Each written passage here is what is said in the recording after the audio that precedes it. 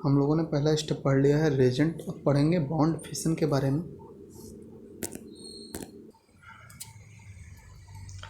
Type of bond fission. Bond fission are of two type, दो प्रकार का होता है। एक होता है होमोलिटिक फिशन, एक होता है हेट्रोलिटिक फिशन। होमोलिटिक फिशन को कहते हैं होमोलिसिस, जबकि हेट्रोलिटिक फिशन को कहते हैं हेट्रोलिसिस। होमोलिटिक फिशन मतलब क्या? होमो मतलब सेम, इसका समझना। In homolysis shared electron are equally distributed on shared atom and species are free radical. और स्पीसीज जो बनेगी वो फ्री रेडिकल बनेगी। कैसे? समझो CH3 के बीच में बॉन्ड है, तो ये बॉन्ड जब ब्रेक होगा तो एक इलेक्ट्रॉन अपना ये ले लेगा, एक इलेक्ट्रॉन अपना ये ले लेगा, क्योंकि इस बॉन्ड बनाने में एक इलेक्ट्रॉन CH3 इस CH3 ने दिया था, एक इलेक्ट्रॉन इस CH3 ने, दोनों अपना अपना इलेक्ट्रॉन ले लेंगे। तो वो अपना अपना इलेक्ट्रॉन ले लेंगे तो उन पर एक एक इलेक्ट्रॉन आ जाएंगे, तो ये क्या बन जाएंगे? फ्री रेडिकल बन जाएंगे। तो होमोलिसिस में क्या बनता है? फ्री रेडिकल बनता है। ये इंपॉर्टेंट पॉइंट है। Free radical are highly reactive due to unpaired electron. Free radical क्या होता है? हाईली रिएक्टिव होते हैं क्योंकि उनके पास एक अनपेयर्ड इलेक्ट्रॉन पाया जाता है। Free radical are produce. Free radical कहाँ कहाँ प्रोड्यूस होते हैं इसके बारे में बात कर रहे हैं। In presence of sunlight, sunlight के प्रेजेंस में प्रोड्यूस होते हैं। परऑक्साइड रिएक्शन में प्रोड्यूस होते हैं। थर्मल डिकम्पोजिशन में प्रोड्यूस होते हैं। इलेक्ट्रोलिसिस में प्रोड्यूस होते हैं। सनलाइट वाली रिएक्शन पता है, जो मीथेन वाली रिएक्शन, मीथेन और Cl2 की रिएक्शन होती चली जाती है, वो रिएक्शन होगी। परऑक्साइड में हम दिखाएंगे बाद में, फिर थर्मल डिकम्पोजिशन में भी दिखाएंगे, इलेक्ट्रोलिसिस में भी दिखाएंगे। जब हम रिएक्शन पढ़ेंगे तब इसके बारे में हम बात करेंगे बीच में। अब अगला पॉइंट है नंबर ऑफ टोटल, ध्यान रखना, total valency electron on the central element of species.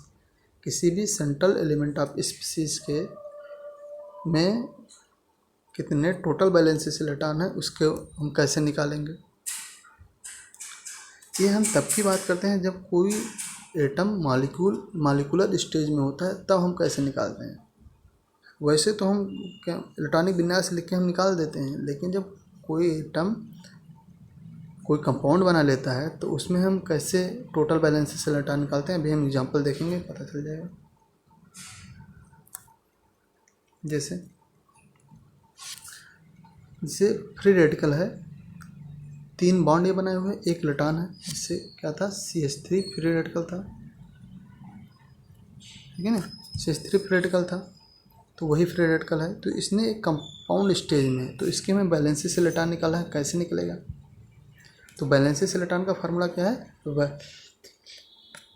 Total valency electron बराबर बैलेंसी इलेक्ट्रॉन यानी कार्बन का बैलेंसी इलेक्ट्रॉन पर नंबर ऑफ बॉन्ड, इसने कितने बॉन्ड बना रखे हैं, plus minus charge. Plus minus charge देखेंगे। इस पर तो वैसे कोई चार्ज है नहीं, भी चार्ज वाला आएगा तो हम बताएंगे। देखो कार्बन का बैलेंसी इलेक्ट्रॉन कितना है? 4 है, कि CH4 बनाता है हमेशा। नंबर ऑफ बॉन्ड, इसने बॉन्ड कितने बनाया है? 3 बॉन्ड बनाया है, यानी 4 + 3 यानी 7 हो गया। यानी इस पर कोई पॉजिटिव निगेटिव चार्ज नहीं, तो कुछ हम ना घटाएंगे ना जोड़ेंगे, तो इसका बैलेंसी इलेक्ट्रॉन कितना निकल के आ गया? 7 निकल के आ गया।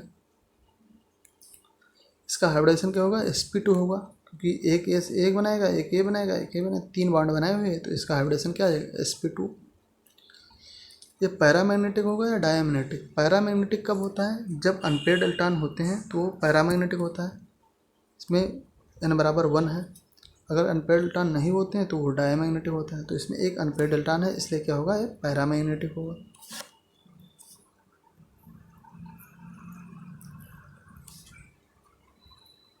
ट्रिपलेट कार्बन या बायोवैलेंट फ्री रेडिकल इसे कहते हैं। ट्रिपलेट कार्बन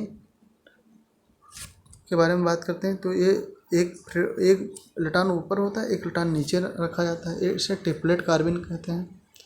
इसमें इलेक्ट्रॉन निकालेंगे तो कैसे निकालेंगे?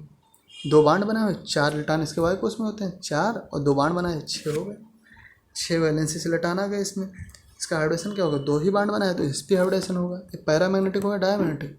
पैरामैग्नेटिक होगा, क्योंकि इसमें n बराबर 2 है, यहाँ पे दिख नहीं रहा है, यहाँ पे n बराबर 2 है, तो इसलिए क्या होगा? पैरामैग्नेटिक हो जाएगा।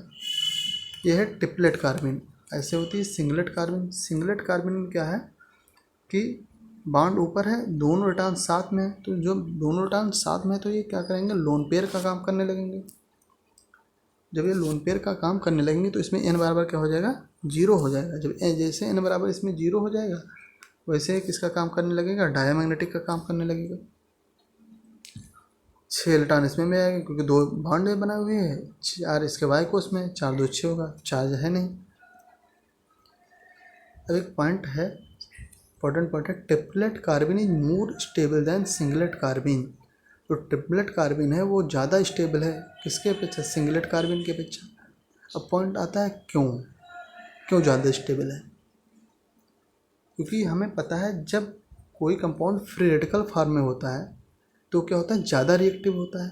तो जो ट्रिपलेट कार्बिन है वो क्या है, रेडिकल फॉर्म है, दो रेडिकल इसके पास है, बायोवैलेंट फ्री रेडिकल इसे कहते हैं। तो क्या होगा, इसकी रिएक्टिविटी क्या होगी, ज़्यादा हो जाएगी, तो इसकी स्टेबिलिटी क्या होगी, कम हो जाएगी। जबकि सिंगलेट कार्बिन में क्या है, लोन पेयर ऑफ इलेक्ट्रॉन पाया जा रहा है, तो इसमें कोई फ्री रेडिकल पाया नहीं जा रहा है, तो क्या होगा, इसकी स्टेबिलिटी ज़्यादा होगी। अब बात करेंगे दूसरे पॉइंट के बारे में, हेट्रोलिसिस या हेट्रोलिटिक फिशन। हेट्रोलिसिस इसे क्यों कहेंगे, इसके बारे में बात कर लें। In heterolysis shared electron shifted on one of the shared atom and species are ion. यानी जो शेयर्ड इलेक्ट्रॉन है इनके बीच में एक इलेक्ट्रॉन ये दिए हैं, एक इलेक्ट्रॉन ये दिए हैं, तो इनके बीच में बॉन्ड बना है। उस इलेक्ट्रॉन क्या होगा, किसी एक एटम पे शिफ्ट हो जाएगा। जिस एटम पे शिफ्ट हो जाएगा उस पर एक इलेक्ट्रॉन की अधिकता हो जाएगी, तो उस पर क्या होगा, निगेटिव चार्ज आ जाएगा। और जिस पे शिफ्ट नहीं होगा उसमें एक इलेक्ट्रॉन की कमी हो जाएगी, तो उस पर पॉजिटिव चार्ज आएगा। मान लो ये इलेक्ट्रॉन इस पर शिफ्ट हो गया है तो इस पर क्या है, निगेटिव चार्ज आ गया, इस पर क्या आ गया, पॉजिटिव चार्ज आ गया। यानी दोनों के एक के साथ अन्याय हुआ है, एक को ज़्यादा इलेक्ट्रॉन दे दिए गए हैं, है कि नहीं। एक ने, समझ लो एक ने दूसरे का इलेक्ट्रॉन छीन लिया है, जिसने छीन लिया उस पर निगेटिव चार्ज आ गया है, इलेक्ट्रॉन की भरमार हो गई है, और जिससे छीन लिया है उसके पास इलेक्ट्रॉन की कमी हो गई, इसलिए इस पर पॉजिटिव चार्ज आ गया है। तो इसमें क्या आएंगे, एनायन स्पीसीज बनेगी। यानी होमोलिसिस में क्या बनेगा, रेडिकल बनेगा, जबकि हेट्रोलिसिस में क्या बनेगा, आयन बनेंगे, positive ion and negative ion. Positive ion is cation और नियम, इसमें नियम लगाते हैं, and negative ion is anion. यहाँ पे कट गया है। कार्बोकैटायन 3 बॉन्ड बनाए हुए हैं, मैंने CH3+ समझ लो ये। इसमें हम इलेक्ट्रॉन कैसे निकालेंगे जान लो। तो number of total valency electron क्या होता है, valency electron plus number of bond plus minus charge. तो इस पर क्या है, प्लस चार्ज में इलेक्ट्रॉन हम घटाएंगे, और जब माइनस चार्ज होगा तो इलेक्ट्रॉन जोड़ेंगे। तो क्योंकि हमें पता है जब किस पे प्लस चार्ज होता है तो इलेक्ट्रॉन वो त्याग चुका होता है, जिसमें माइनस चार्ज होता है वो इलेक्ट्रॉन कहीं से दूसरी जगह से लेता है, ध्यान रखना। इसमें प्लस चार्ज है तो इसमें एक इलेक्ट्रॉन हम घटाएंगे। क्या है, कार्बन है उसमें 4 वैलेंसी इलेक्ट्रॉन हो गए, इसने 3 बॉन्ड बनाया, 6 हो गए, 4 3 7 हो गए, सॉरी। तो 4 वैलेंसी इलेक्ट्रॉन इसके हैं कार्बन के, इसने 3 बॉन्ड बनाया, यानी 3 और जोड़ दो, 4 3 7 हो गए। लेकिन इस पर एक पॉजिटिव चार्ज है तो एक घटा दो तो 6 इलेक्ट्रॉन आ गए कि नहीं आ गए। यानी टोटल वैलेंसी इलेक्ट्रॉन कितने हो गए, 6 इलेक्ट्रॉन है।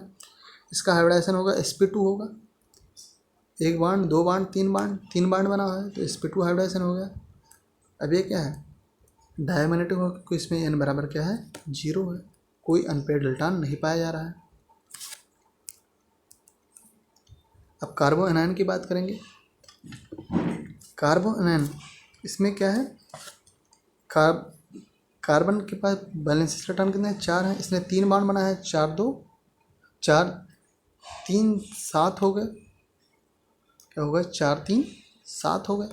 इसने बाहर से इलेक्ट्रॉन ले लिया है, इसमें हम जोड़ देंगे तो कितने हो गए, 8 इलेक्ट्रॉन आ गए कि नहीं आ गए। यानी कार्बो एनायन के टोटल वैलेंसी इलेक्ट्रॉन कितने होंगे, 8 इलेक्ट्रॉन होंगे। अब बात आती है हाइब्रिडाइजेशन की। जो हाइब्रिडाइजेशन होता है वो होता है number of bond plus lone pair, हमेशा लिया जाता है। ये हाइब्रिडाइजेशन की परिभाषा में हम पढ़ेंगे केमिकल बॉन्डिंग में। हाइब्रिडाइजेशन क्या होता है, नंबर ऑफ बॉन्ड होता है प्लस लोन पेयर होता है, ठीक। तो इसमें क्या है, 3 इसने बॉन्ड बनाया है, एक इलेक्ट्रॉन इसके पास खुद का था, एक इसने बाहर से ले लिया है, तो एक माइनस चार्ज और एक इलेक्ट्रॉन दोनों मिलकर क्या बनेंगे, एक लोन पेयर का काम करने लगेंगे कि नहीं करने लगेंगे। तो 1 बॉन्ड 2 बॉन्ड 3 बॉन्ड और एक लोन पेयर, यानी 4 आ जाएगा। तो इसका हाइड्रोजन क्या होगा, sp3 हो जाएगा। इसमें भी कोई अनपेयर्ड इलेक्ट्रॉन तो पाया नहीं जा रहा है, अनपेयर्ड। अब बात आती इसके पास एक इलेक्ट्रॉन था, एक इसने दूसरी जगह से ले लिया है, तो भाई इसका इलेक्ट्रॉन अनपेयर्ड तो बचा नहीं, यानी क्या होगा, पेयर्ड हो गया, तो ये क्या होगा, डायमैग्नेटिक हो जाएगा क्योंकि इसमें n बराबर 0 है।